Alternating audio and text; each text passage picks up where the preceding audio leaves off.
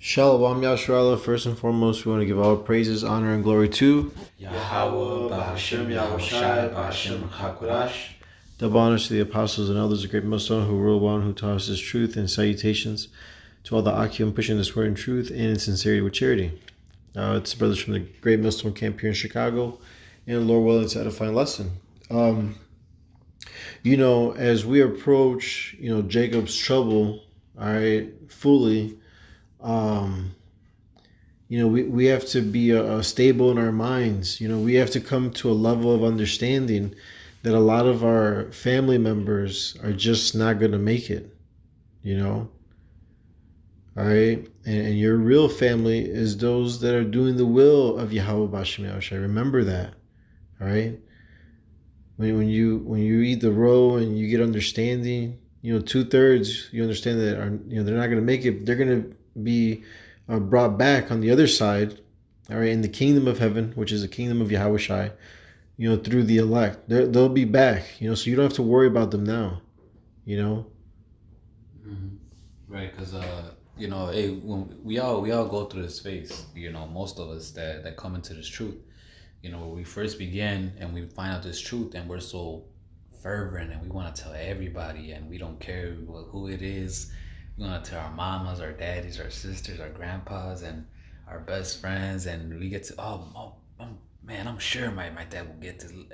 My dad, loves the Lord. I'm sure, but the truth of reality is that like the brother was saying, this isn't for everybody. So for the most part, the ones that are closest to you are going to be the main ones rejecting it, and you can't get offended by it. You have to be able to accept it and just let it be. Just tell them once and see what their reaction is, and after that, through the spirit, just deal with them accordingly. Whether they believe and actually follow, or they scoff. If they believe and follow, well, obviously you're gonna keep dealing with them. If they don't, then just leave it alone and just talk to them. Be a serpent. Um, what? Be a dove. What's the scriptures like? Harmless as a. Be wise as a serpent, harmless as a dove. Yeah. Just and use that wisdom and just talk to them about things that they will want to talk about. Don't even mention the truth, and don't get offended when they snicker and even make comments about it. They don't understand. It's not for them. You can't do anything to change that. And you have to be able to accept that, man. And not try to, like, okay, well, I already told them. Well, I'm gonna tell them again, and then because then you're only gonna vex yourself. Then now you're gonna end up going against the Lord by casting your pearls before swine. Yeah, exactly. I was just thinking that. So you don't want to do that, man. Just tell them once, and that's it. Remember, hey, our first enemies are gonna be those of our own household. But I got this one. Go ahead. This is Ecclesiastes 1:18. It says, "For in much wisdom is much grief, and he that increaseth knowledge increaseth sorrow." So yeah, once you understand all this, you're gonna get mad, you're gonna get excited, you're gonna get all this, and then seeing that the loved ones that you wanted to get this truth reject it, that's also gonna get you, mad and angry, like you know. But it's we have to come to the full understanding, man. And you really have to, to some it might be a hard pill to swallow. That the one, your wife, your kids, your mother, your father, whoever you're closest to, more than likely they're destined for destruction. You have to come to that understanding. You have you have to realize that that's the reality of this. And they just hope and that the Lord has mercy. Because besides that, you're not gonna get anywhere, man. Trying to convince some and constantly argue. It's like, the scriptures say, if it be possible, be at peace with all men. Once you said it, and they rejected it, just leave it like that. Just deal with them when you have to, and that's it. Kind of. This is Matthew 22:14. For many are called, but few are chosen. So you gotta understand that the Lord's only dealing with a small number. All right, be grateful and thankful that you've been called. So now do your part to endure to the end. You see. This is Titus chapter 3 verse 10. A man that is an heretic after the first and second admonition reject. After the second warning. Because you try to tell people when you first wake up to this truth. You're so hot and on fire. But not everyone's gonna receive it. And the Lord even said, hold on. This is yeah. This is Mark chapter 6 verse 4. But Yahushua said unto them, a prophet is not without honor, but in his own country, and among his own kin, and in his own house. So, and also in Matthew it tells you that the foes of your household, the first foes are going to be those of your household, man, when you wake up to the truth. All right? Because they're still, in that strong delusion, that Stockholm syndrome, So you got to come to an understanding that they're not meant to get it. And maybe, since you did warn them, in the day of your power, let me just get that real quick. This is Psalms chapter 110, and right to the point, verse 3. Thy people shall be willing in the day of thy power, in the beauties of holiness. From the womb of the morning, thou hast the dew of thy youth. So when we get our power, man, when the Lord, gives us that power again, our people are going to be willing, because there's going to be, there's 1/3 right now. There's part of the, part of the 1/3 that are going to, be saved in that last hour. They're going to need to see it to believe it, so to speak, and the Lord is going to have mercy on them. They're predestined to be delivered as well. Okay. So, if anything, trust that potentially, that your loved ones could be part of the 1/3, down the line, when it's known then, Yeah, like in other words, don't make a big deal about it. Let the Lord reveal what He reveals, and just be able to accept whatever that the Lord's will is, whether it's to save them at the very end, like the brother said, when they start seeing more miracles of the Lord, or whether they die unfaithfully. Right. Because ultimately, this is the Lord's show. You know what I'm saying? And everyone has their part to play. Including 2/3 of the nation of Israel, which are so-called blacks, Hispanics, Native American Indians today. We know through the scriptures, the Lord revealed through the Spirit, from the apostles and elders on down, hey, that 2/3 of our people are just not going to make it, man. And that includes a lot of our loved ones, our so-called family that we grew up with. All right, but when you wake up to this truth, your family is those doing the will of the Heavenly Father, man. Our Father. We're about our Father's business. This is Matthew chapter 12, verse 47. Then one said unto him, behold, thy mother and thy brethren stand without, desiring to speak with thee. But he answered and said unto him that told him, this is Yahushua speaking now, okay? And it reads, who is my mother and who are my brethren? And he stretched forth his hand toward his disciples and said, behold, my mother and my brethren.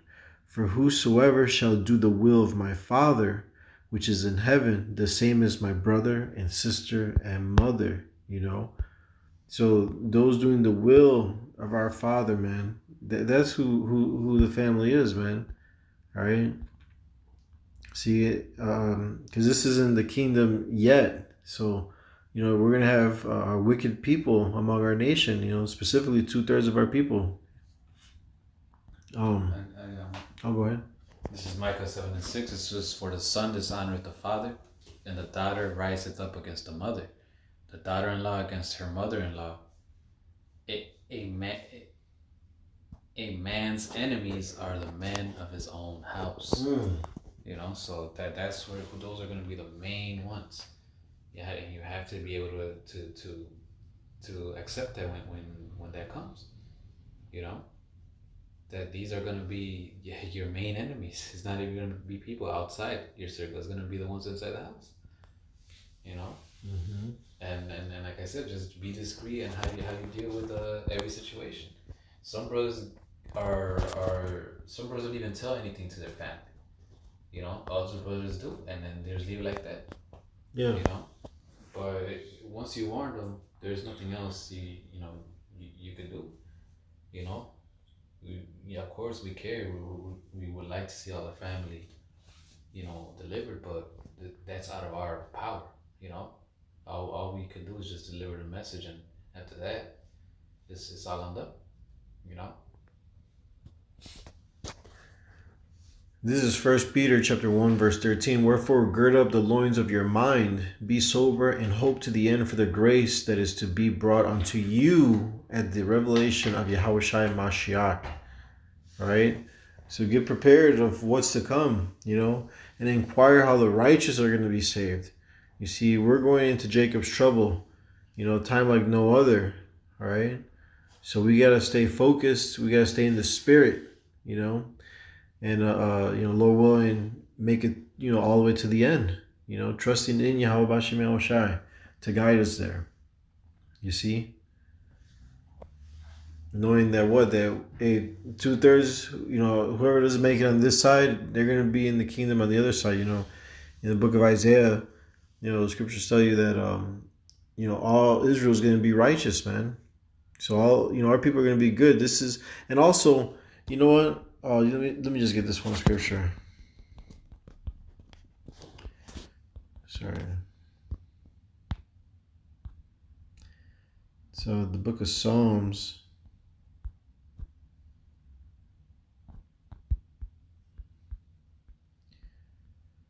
One second.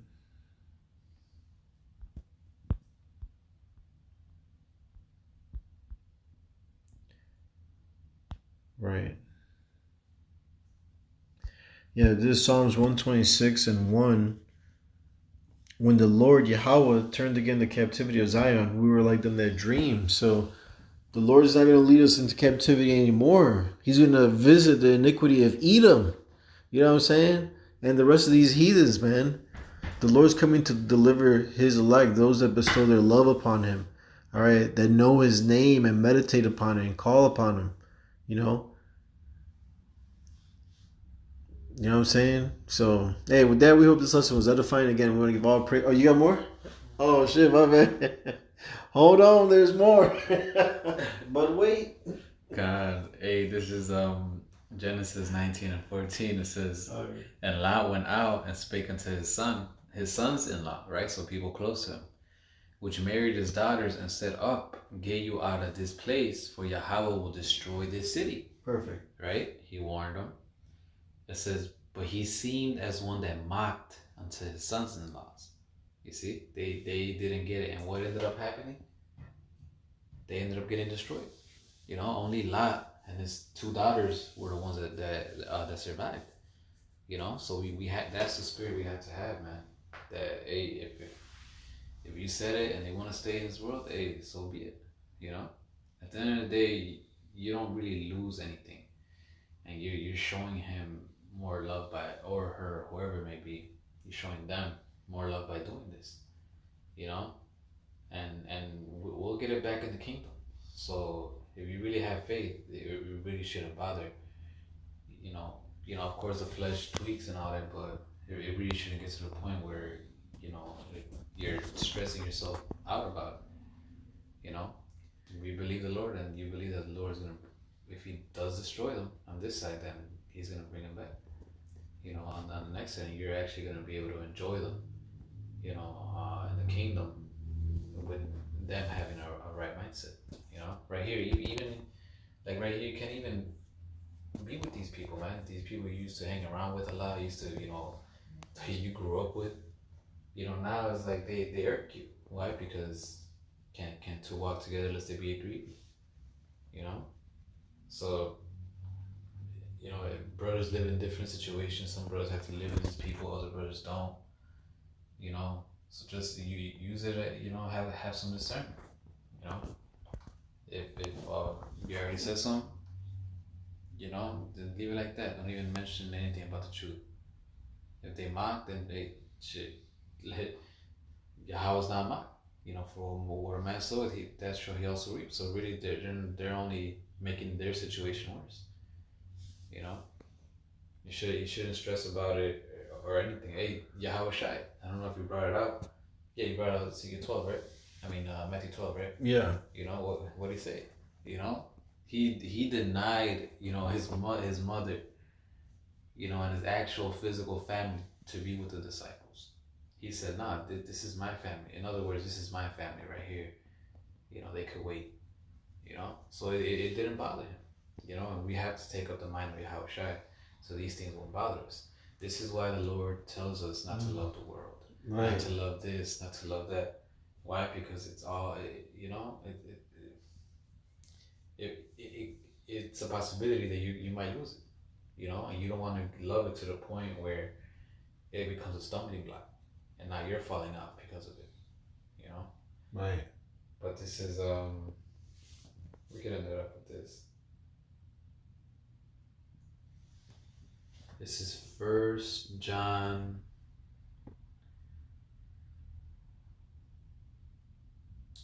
2, and I'm gonna start at verse 15. This is love not the world, neither the things that are in the world. If any man love the world, the love of the Father is not in him. You know, it says, and part of that is our family, because our family, they're not accepting it. They're part of the world. Mm-hmm. You know, so what was going to happen to the world? It says, if any man love the world, the love of the Father is not in him. For all that is in the world, the lust of the flesh and the lust of the eyes and the pride of life, is not of the Father, but of the world, but of this world. And the world passes away, and the lust thereof, but he that doeth the will of Yahweh abideth forever. You know, so perfect. So this world is gonna pass away. You know, so if your family wants to stay in this world, or anybody you love and care about, then hey, you have to let it go, because they're gonna get destroyed right with it, and you don't want to be part of that, man. You know, you will get those that's, you know, your sons, your daughters, your wife, you know, those that went away because of this truth, or all that, they're all gonna come back in the kingdom. You know, with the right mindset, actually really love you, and so on and so forth. We don't lose anything on this side, man. The Lord even said it. Peter asked him, what should we get? We left everything. What should we get? You know, and he told him that he should get a hundredfold. You know, wives, houses, you know, daughters, all that. You know, the Most High knows, and he considers, and he understands what we have to go through. This is why he gives the tools so we can be able to overcome. He acknowledges this. So it's not like you're going through and the Lord doesn't care. No, he knows. It's just it's a sacrifice we gotta make, you know. And you know, we just have to have faith that the Lord will give us these things in the kingdom, and we'll be able to enjoy Him, actually enjoy Him in the kingdom, you know. Mm-hmm. You know, so with that, you know, just a little, you know, exhortation, you know. It was inspired, you know, by our brother. He was going through something, and you know, okay, we decided the Spirit moved us to do a lesson, you know. So don't worry about family and all that. Don't get it. Just, you know, if you feel like warning them, warn them, you know. But after that, you know, you could tell if they're scoffing or not. And if they scoff, then they just leave it alone. You know, you're only gonna destroy yourself. You know, if you try to always argue and all that. You know, use the world. You know, don't abuse it. You know, after that, just hold conversations to their understanding. You know, but don't get bugged out about all the rest. You know? So hopefully, bro, we're edified. We're gonna end up by giving our praise and glory to Yahweh, Ba'ashem Yahushai, Ba'ashem Chapadash. Double honors to the apostles and the elders of Yeshua that rule well, and salutations to your Akim out in the highways and the byways, preaching His word in truth and in sincerity. Shalom. Shalom.